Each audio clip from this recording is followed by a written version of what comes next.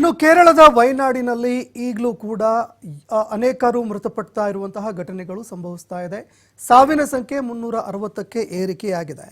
ವಯನಾಡು ದುರಂತದಲ್ಲಿ ಈವರೆಗೂ ಕಣ್ಣೀರು ನಿಲ್ತಾನೇ ಇಲ್ಲ.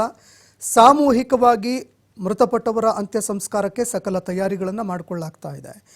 ಇನ್ನು ಆ ವಯನಾಡಿನ ಅಂತ್ಯ ಸಂಸ್ಕಾರದ ದೃಶ್ಯ ಎಂಥವರ ಮನ ಕಲಕ್ತಾ ಇದೆ. ಚಾಲಿಯಾರ್ ನದಿಯಲ್ಲಿ ಇವತ್ತು ಮತ್ತೆರಡು ಶವಗಳು ಪತ್ತೆಯಾಗಿವೆ. ಚೂರಲ್ ಮಲೈನಲ್ಲಿ 600ಕ್ಕೂ ಹೆಚ್ಚು ಮನೆಗಳು ಸರ್ವನಾಶವಾಗಿವೆ. ಇನ್ನು ಶೋಧ ಕಾರ್ಯಾಚರಣೆ ವೇಳೆ ಮೃತದೇಹಗಳು ಪತ್ತೆಯಾಗ್ತಿವೆ. ವಯನಾಡಿನಲ್ಲಿ ಒಂದೊಂದು ದೃಶ್ಯಗಳು ಕೂಡ ಈ ಒಂದು ಭೀಕರತೆಯ ಕರಾಳತೆಯನ್ನು ಬಿಚ್ಚಿಡ್ತಾ ಇವೆ. സാമ്പിളുകൾ അതിന്റെ